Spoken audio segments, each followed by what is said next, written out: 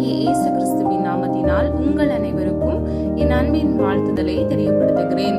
கர்த்தர் இன்று உங்களுக்காக கொடுக்கும் ஆசீர்வாதமான வசனம் யோபு 23 அதிகாரம் 10 வசனம். ஆனாலும் நான் போகும் வழியை அவர் அறிவார், அவர் என்னை சோதித்த பின் பொன்னாக விளங்குவேன். ஹல்லேலூயா. பிரியமானவர்களே, கர்த்தர் நம்முடைய வழியை அறிந்திருக்கிறார். நாம் எந்த வழியில் நடக்கிறோம் என்பதை அவர் நன்கு அறிந்து வைத்திருக்கிறார். அது மாத்திரமல்ல, அவர் நம்மை சோதித்த பின்பு நாம் ஒவ்வொருவரும் பொன்னாக விளங்குகிறோம். ஹல்லேலூயா. பிரியமானவர்களே, சங்கீதம் 11 அதிகாரம் 5 வசனம் இப்படியாக சொல்லுகிறது: கர்த்தர் நீதிமானை சோதித்தருகிறார், துன்மார்க்கனையும் கொடுமையில் பிரியமுள்ளவனையும் அவருடைய உள்ளம் வெறுக்கிறது. ஹல்லேலூயா. பிரியமானவர்களே, துன்மார்க்கனை அவருடைய உள்ளம் வெறுக்கிறது, ஆனால் நீதிமானையோ கர்த்தர் சோதித்தருகிறார். ஆகவே பிரியமானவர்களே, இவ்வுலக வாழ்க்கையில் உங்களுக்கு விரோதமாக வருகிற எல்லா தற்காலிகமான உபத்திரவங்கள், நெருக்கங்கள் எதனால் வந்தது, ஏன் வந்தது என்று நாம் யோசிக்காமல், கர்த்தராகிய தேவன் இந்த சோதனை காலத்தை நம்முடைய வாழ்க்கையில் அனுமதித்திருக்கிறார் என்று சொல்லி நாம் அதை மேற்கொள்ள வேண்டும். பிரியமானவர்களே, நீதிமானை அவர் சோதித்தருகிறார். ஹல்லேலூயா. அப்ப நம்ம எல்லாரும் எந்த சூழ்நிலையிலையும் கர்த்தருடைய அன்பை விட்டு விலகாம இருக்கிறோமா அப்படின்னு சொல்லிட்டு அவர் நம்மை சோதித்தருகிறார். அப்ப இன்னைக்கு உங்க வாழ்க்கையில இருக்கக்கூடிய பிரச்சனைகளை நினைச்சு நீங்க வருத்தப்படாதீங்க. கர்த்தர் உங்களை பொன்னாக விளங்க செய்வார். இந்த சோதனை நாட்களை நீங்கள் கடந்து இதை மேற்கொள்ளும் பொழுது கர்த்தராகிய தேவன் உங்கள் வாழ்க்கையில் அதிசயத்தை காண செய்வார், பொன்னாக விளங்க செய்வார். ஹல்லேலூயா. பிரியமானவர்களே, வேதத்தில் கர்த்தராகிய இயேசு கிறிஸ்து பிசாசினால் சோதிக்கப்பட்டார். இதை நாம் மத்தேயு 4 அதிகாரம் 1 வசனத்தின் மூலம் அறிந்து கொள்ளலாம். அப்பொழுது இயேசு பிசாசினால் சோதிக்கப்படுவதற்கு ஆவியானவராலே வனாந்திரத்திற்கு கொண்டு போகப்பட்டார். ஹல்லேலூயா. பிரியமானவர்களே, கர்த்தராகிய இயேசு கிறிஸ்துவுக்கே இந்த உலகத்துல சோதனை நடந்தது.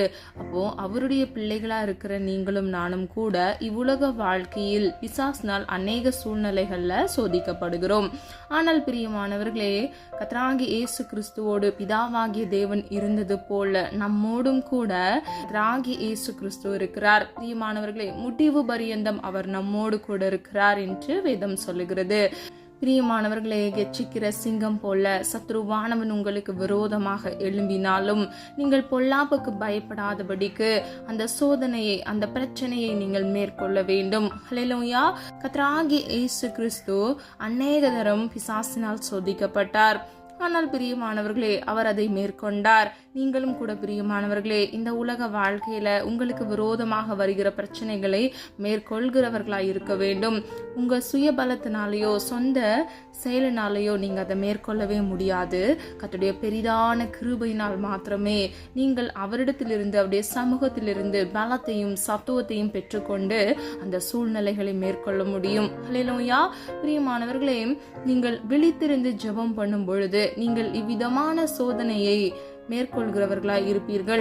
ஆதார வசனம் மத்தேயு 26 அதிகாரம் 41 வசனம். நீங்கள் சோதனைக்குட்படாதபடிக்கு விழித்திருந்து ஜெபம் பண்ணுங்கள். ஹல்லேலூயா.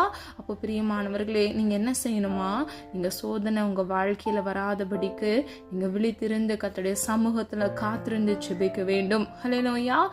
அப்போ நீங்க இன்னைக்கு டிசைட் பண்ணுங்க, 24 ஹவர்ஸ்ல எவ்வளவு நேரம் தூங்குறீங்க, எவ்வளவு நேரம் நீங்க பிற காரியங்களுக்கு செலவிடுறீங்க, எவ்வளவு நேரம் கர்த்தருடைய சமூகத்துல ஜெபிக்கிறீங்க என்பதை நீங்க நன்கு அறிந்து ஆராய்ந்து கொள்ளுங்க. நீங்க எவ்வளவு நேரம் ஜெபிக்கிறீங்களோ காத்திருந்து விழித்திருந்து அந்த சமயத்துக்கு தக்கதாக கர்த்தராகிய தேவன் உங்கள் வாழ்க்கையில் சோதனையை அனுமதிக்கவே மாட்டார். பிரியமானவர்களே, சோதனைக்கு உட்படாதபடிக்கு, உங்கள் வாழ்க்கையில் சோதனை வராதபடிக்கு நீங்க விழித்திருந்து காத்திருந்து ஜெபிக்க வேண்டும். ஹல்லேலூயா. பிரியமானவர்களே, இதை நீங்க செஞ்சு பாருங்க. உங்க வாழ்க்கையில ஒரு முன்னேற்றத்தை நீங்க நிச்சயமா காண்பீங்க. உங்க வாழ்க்கையில முடங்கி இருக்கக்கூடிய ஆசீர்வாதங்களை எல்லாம் கர்த்தர் உங்களுக்கு மீட்டு கொடுப்பார். எப்படி யோபு என்கிற தேவ மனிதனுடைய வாழ்க்கையில எல்லாவற்றையும் இழந்து ரெட்டிப்பாக கர்த்தர் மீண்டும் அதை கட்டளையிட்டாரோ, நீங்க யாரெல்லாம் எதெல்லாம் இழந்தீங்களோ உங்க சோதனை நாட்கள்ல கர்த்தர் ரெட்டிப்பான ஆசீர்வாதத்தை, நன்மையை உங்க வாழ்க்கையில கட்டளையிடுவார். விசுவாசிக்கிறீங்களா? பிரியமானவர்களே, நீ விசுவாசித்தால் தேவனுடைய மகிமையை காண்பா என்று வேதம் சொல்லுகிறது. அப்போ நீங்க விசுவாசிங்க, கர்த்தருடைய மகிமை உங்க வாழ்க்கையில நிச்சயமாய் நீங்கள் காண்பீர்கள். ஹல்லேலூயா. பிரியமானவர்களே, இயேசுவானவர் நம்மை போல் சோதிக்கப்பட்டார். ஆதார வசனம் எபிரேயர் 4வது அதிகாரம் 15வது வசனம். நம்முடைய பலவீனங்களை குறித்து பரிதபிக்க கூடாத பிரதான ஆசாரியர் நமக்கிராமல் எல்லா விதத்திலும் நம்மை போல் சோதிக்கப்பட்டும் பாவம் இல்லாதவராய் இருக்கிற பிரதான ஆசாரியரே நமக்கு இருக்கிறார். ஹல்லேலூயா.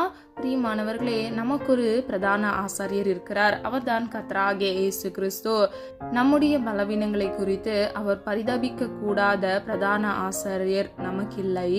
அவர் நம்மை போல எல்லா விதத்திலும் சோதிக்கப்பட்டும் பாவம் இல்லாதிருக்கிற பிரதான ஆசாரியர். ஹல்லேலூயா. பிரியமானவர்களே, நம்மை போல இவ்வுலகத்தில் கர்த்தராகிய இயேசு கிறிஸ்து எல்லா விதத்திலும் சோதிக்கப்பட்டார்.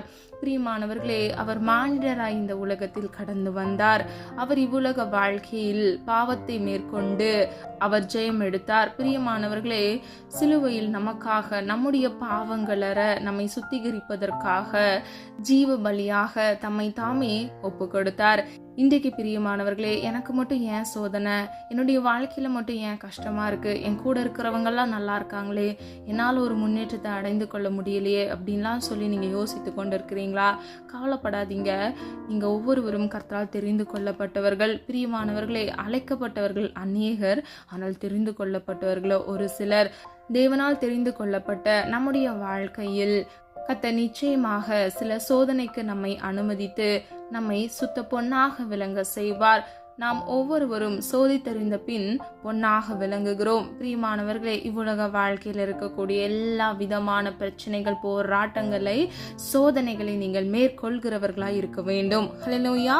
பிரியமானவர்களே, நம்முடைய வாழ்க்கையில் சோதனை ஏன் வருகிறது? 2 வசனங்கள் மூலமாக நம்ம அறிந்து கொள்ள போகிறோம். 105வது சங்கீதம் 19வது வசனம். கர்த்தர் சொன்ன வார்த்தை நிறைவேறும் அளவும் அவருடைய வசனம் அவனை புடமிட்டது. ஹல்லேலூயா. பிரியமானவர்களே, நம்ம ஒவ்வொருவருக்கும் கர்த்தர் வாக்குத்தத்தம் கொடுத்திருக்கிறார். ஜீவ கிரீடத்தை கொடுப்பேன் என்று அவர் சொல்லியிருக்கிறார். முடிவு பரியந்தம் நிலைத்திருக்கிறவனுக்கே ஜீவ கிரீடம் கிடைக்கிறது என்று வேதத்தில் நம்ம நன்கு அறிந்து கொள்ளலாம். இன்றைக்கு பிரியமானவர்களே, உங்க தனிப்பட்ட வாழ்க்கையில உங்களுக்கு நான் கொடுப்பேன் என்று அவர் சொன்ன வாக்குத்தத்தம் எப்படி ஆபிரகாம், ஈசாக்கு, யாக்கோபுக்கு கர்த்தர் வாக்கு கொடுத்தாரோ, தாவீதுக்கு கொடுத்தாரோ, சாலமோனுக்கு கொடுத்தாரோ, இன்றைக்கு உங்க வாழ்க்கையில கர்த்தர் என்னென்ன வாக்குத்தத்தம் கொடுத்திருக்கிறாரோ அதை நிச்சயமாக நிறைவேற்றுவார். பிரியமானவர்களே, உங்க வாழ்க்கையில கர்த்தர் சொன்ன வாக்குத்தத்தம், அதாவது அவருடைய வார்த்தை நிறைவேறும் அளவும் அந்த வசனம் உங்களை புடமிடும். ஹல்லேலூயா. பிரியமானவர்களே, நீங்கள் ஒவ்வொருவரும் நீங்க எந்த இடத்துல இருந்து இந்த காணொலியை கேட்டுக்கொண்டிருந்தாலும் கர்த்தர் உங்கள் ஒவ்வொருவரையும் சோதித்தறிந்த பின் உங்களை சுத்த பொன்னாக விளங்க பண்ணுவார். கர்த்தர் உங்களுக்கு கொடுத்த வாக்குத்தத்தத்தை அவர் நிச்சயமாக நிறைவேற்றுவார். வெளிப்படுத்தல் 2வது அதிகாரம் 10வது வசனம். நீ படப்போகிற பாடுகளை குறித்து எவ்வளவும் பயப்படாதே. இதோ நீங்கள் சோதிக்கப்படும் பொருட்டாக பிசாசானவன் உங்களில் சிலரை காவலில் போடுவான். 10 நாள் உபத்திரவப்படுவீர்கள். ஆகிலும் நீ மரண பரியந்தம் உண்மையாயிரு, அப்பொழுது ஜீவ கிரீடத்தை உனக்கு தருவேன். ஹல்லேலூயா. பிரியமானவர்களே, இந்த வசனத்துல நம்ம பவுலுக்கு கர்த்தர் சொல்லுகிறத நம்ம பார்க்கலாம். நீ படப்போகிற பாடுகளை குறித்து எவ்வளவும் பயப்படாதே. இன்றைக்கு கூட பிரியமானவர்களே, கர்த்தர் உங்களை பார்த்து இதை தான் சொல்றாங்க. நீ எவ்வளவும் பயப்படாதே, நீ படப்போகிற பாடுகளை குறித்து பயப்படாதே. நீ சோதித்தறிந்த பின்பு நீ சுத்த பொன்னாக விளங்குவது மாத்திரமல்ல, உனக்கு நான் ஜீவ கிரீடத்தை கொடுப்பேன் என்று கர்த்தர் சொல்லுகிறார். பிரியமானவர்களே, நீங்கள் மரண பரியந்தம் உண்மையா இருக்கும் பொழுது, நீங்க படப்போகிற பாடுகளை குறித்து பயப்படாதபடிக்கு இரவும் பகலும் கர்த்தரை நோக்கி விண்ணப்பம் பண்ணும் பொழுது, இடைவிடாமல் நீங்கள் சோதனைக்கு உட்படாதபடிக்கு விழித்திருந்து ஜெபம் பண்ணும் பொழுது, கர்த்தர் நிச்சயமாக உங்களுக்கு கொடுப்பேன் என்று சொன்ன வாக்குத்தத்தத்தை உங்கள் வாழ்க்கையில் கொடுத்து உங்களை ஆசீர்வதிப்பார். ஹல்லேலூயா. பிரியமானவர்களே, சொல்லப்பட்ட காரியங்களை ஆராய்ந்து பாருங்க. கர்த்தர் இன்றைக்கு உங்களுக்கு கொடுக்கக்கூடிய ஆசீர்வாத வசனம் இதுவே. நீங்கள் விழித்திருந்து ஜெபம் பண்ணுங்க.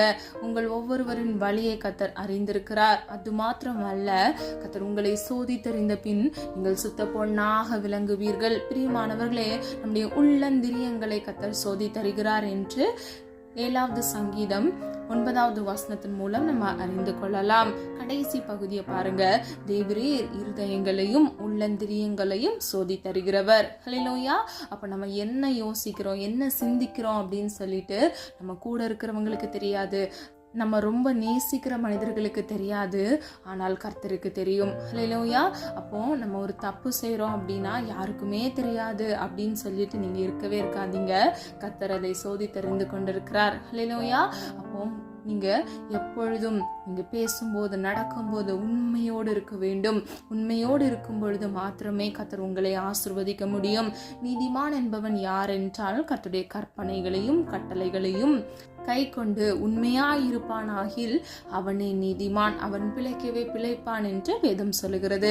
பிரியமானவர்களே, வேதம் முழுவதையும் நீங்க ஆராய்ந்து பார்த்தாலும் நீதிமான் மாத்திரமே ஆசீர்வதிக்கப்படுகிறான்.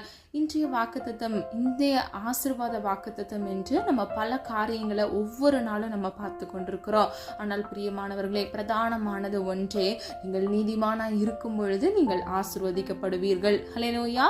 இன்றைக்கு உங்க வாழ்க்கையில் இருக்கக்கூடிய எல்லா விதமான சோதனைகளை கர்த்தர் நிர்மூலமாக்கி நிச்சயமாக கர்த்தர் உங்களை ஆசீர்வதிப்பார். கர்த்தருடைய சமூகத்துல விழித்திருந்து நீங்கள் சோதனைக்கு உட்படாதபடிக்கு நீங்க ஜெபியுங்க. கர்த்தர் நிச்சயமாக உங்களுக்கான கிருபையையும் பலத்தையும் கட்டளையிட்டு உங்களை ஆசீர்வதித்து பாதுகாப்பார். ஹல்லேலூயா. நம்ம எல்லாரும் ஒரு மனதா இணைந்து விசுவாசத்தோடு ஜெபிப்போமா? அன்பின் பிதாவே, அப்பா, எங்களை மது கரத்தில் ஒப்பு கொடுக்கிறோம். அறிந்தும் அறியாமல் செய்த தவறுகளை மன்னிங்க. நீரின்றி அப்பா உடைய பிள்ளைகளுக்கு கொடுத்த வாக்குத்தத்த வசனத்தின்படி பிள்ளைகளுடைய வழியை நீர் அறிந்திருக்கிறீரப்பா. சோதித்தறிந்த பின்பு சுத்த பொண்ணாக விளங்க பண்ணுங்கப்பா. பிள்ளைகள் வாழ்க்கையை ஆசீர்வதிங்க. மறுமலர்ச்சியை கட்டளையிடுங்க. பிள்ளைகள் வாழ்க்கையில் இருக்கக்கூடிய எல்லா விதமான தோல்விகளை இயேசுவின் நாமத்தினால் நன்மையாக மாற்றுங்கப்பா. யோபுக்கு எப்படி இரட்டிப்பான நன்மைகளை கட்டளையிட்டீரோ, இன்றைக்கு உம்முடைய பிள்ளைகள் வாழ்க்கையில் ஆண்டவரே உமையே நோக்கி பார்த்து உண்மையே விசுவாசிக்கிற உடைய பிள்ளைகளுடைய முகம் வெக்கப்பட்டு போகாதபடிக்கு இயேசுவின் நாமத்தினால் பரிபூர்ண ஆசீர்வாதத்தை கட்டளையிடுங்க. இரட்டிப்பான ஆசீர்வாதத்தை கட்டளையிடுங்கப்பா. பிள்ளைகள் கையிட்டு செய்கிற ஒவ்வொரு காரியங்களையும் ஆசீர்வதிங்கப்பா. கையின் பிரயாசத்தை ஆசீர்வதிங்கப்பா. ஆண்டவரே அப்பா, தாகமுள்ளவனை திருப்தியாக்குவேன் என்று சொன்னீங்களே ஆண்டவரே, இன்றைக்கு பிள்ளைகளுக்காக மனம் இறங்குங்க தகப்பனே. உடைய சமூகத்துல காத்திருந்து செபிக்க கழுகு போல் பலனடைந்து செட்டைகளை அட்டித்து எழும்ப இயேசுவின் நாமத்தினால் கிருபையை செய்யுங்க தகப்பனே. எல்லா உபத்திரவங்கள் பாடுகளை இயேசுவின் நாமத்தினால் இன்றைக்கே நிர்மூலமாக்கி போடுங்கப்பா. ஆண்டவரே அப்பா, பிள்ளைகள் வாழ்க்கையில் ஆண்டவரே தட்டையாய் இருக்கிற எல்லா தட்டை கற்கள் ஆசீர்வாதத்திற்கு ஆண்டவரே விரோதமாக போராடுகிற சத்துருக்களின் தந்திரங்கள் இயேசுவின் நாமத்தினால் நிர்மூலமாகட்டும் ஆண்டவரே. இன்றைக்கே ஒரு விடுதலையை கட்டளையிடுங்கப்பா. குமாரன் விடுதலையாக்கினால் மெய்யாகவே விடுதலையாவீர்கள் என்று வேதம் சொல்லுகிறது. இன்றைக்கு உடைய பிள்ளைகள் வாழ்க்கையில ஒரு விடுதலை உண்டாகட்டும் ஆண்டவரே. எந்தெந்த இடங்கள் ஆண்டவரே அப்பா ஆசீர்வாதத்திற்கு தடையாக கட்டப்பட்ட நிலைமையில இருக்கிறார்களோ அந்த கட்டுகள் எல்லாம் இயேசுவின் நாமத்தினால் ஆண்டவரே தகர்த்தெறியட்டும் ஆண்டவரே. முழு விடுதலையை கட்டளையிடுங்கப்பா. இன்றைக்கே உடைய பிள்ளைகளுக்கு விடுதலை கட்டளையிடுங்கப்பா. இனி வர நாட்கள்ல ஆசீர்வாதத்தை சுதந்திரித்துக் கொள்ள கிருபை செய்யுங்க தகப்பனே. ஒவ்வொரு பிள்ளைகளையும் காத்துக்கொள்ளுங்க ஆண்டவரே. நீதிமான் சிரசின் மேல் ஆசீர்வாதம் தங்கும் என்று வேதம் சொல்லுகிறது. ஒவ்வொரு பிள்ளைகளையும் நீதிமானாய் மாற்றுங்கப்பா. அதோடைய வார்த்தைகளுக்கு கீழ்ப்படிந்து உண்மையாய் இருந்தப்பா ஆண்டவரே உம்மிடத்திலிருந்து ஆண்டவரே ஆசீர்வாதத்தை சுதந்திரித்துக் கொள்ள இயேசுவின் நாமத்தினால் ஆண்டவரே ஆசீர்வதிங்க தகப்பனே. கர்த்தருடைய வார்த்தைக்கு கீழ்ப்படியாதபடிக்கு இருக்கக்கூடிய எல்லா தடைகளை இயேசுவின் நாமத்தினால் நிர்மூலமாக்குங்க தகப்பனே. பரிசுத்தத்தை காத்துக்கொண்டப்பா உண்மையாய் உம்முடைய சமூகத்துல ஆண்டவரே காத்திருந்து ஜெபிக்க பிள்ளைகளுக்கு கிருபை கொடுத்து ஆண்டவரே அப்பா பிள்ளைகள் பொன்னாக விளங்க ஆசீர்வதிக்கப்பட இயேசுவின் நாமத்தினால் ஆண்டவரே பிள்ளைகளை ஆசீர்வதிக்க முடியாது ஜெபிக்கிறேன். கிருபைகளை கட்டளையிடுங்கப்பா. ஒவ்வொரு நாளும் ஆண்டவரே புது புது கிருபையினால் நன்மையினால் நீர் எங்களை திருப்தி ஆக்குகிறீர் என்று வேதம் சொல்லுகிறது ஆண்டவரே. ஒவ்வொரு பிள்ளைகளும் ஆண்டவரே அப்பா அதிகாலையில் உம்முடைய சமூகத்தில் ஆண்டவரே உம்மை தேடி ஆண்டவரே அப்பா உம்மை கண்டடையத்தக்க இயேசுவின் நாமத்தினால் கிருபை செய்யுங்க.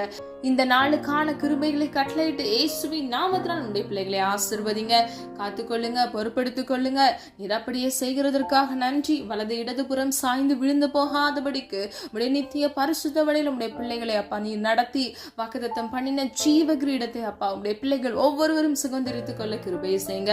தனிப்பட்ட வாழ்க்கையில நீர் கொடுத்த வார்த்தையாகிய வாக்குத்தத்தம் அப்பா உடைய பிள்ளைகள் வாழ்க்கையில பரிபூர்ணமாய் 100% நிறைவேற இயேசுவின் நாமத்தினால் கிருபை செய்யுங்க. இன்றிலிருந்து ஆண்டவரே பிள்ளைகள் வாழ்க்கையில் ஆண்டவரே ஒரு மாறுதலை சுதந்திரித்துக் கொள்ள வேண்டும் அப்பா. ஒரு அதிசயத்தை அற்புதத்தை இயேசுவின் நாமத்தினால் ஆண்டவரே அவர்கள் பெற்றுக்கொள்ள கிருபை செய்யுங்க. உடைய நாமத்தில் ஒன்று நீர் அதிசயமானவர் அப்பா.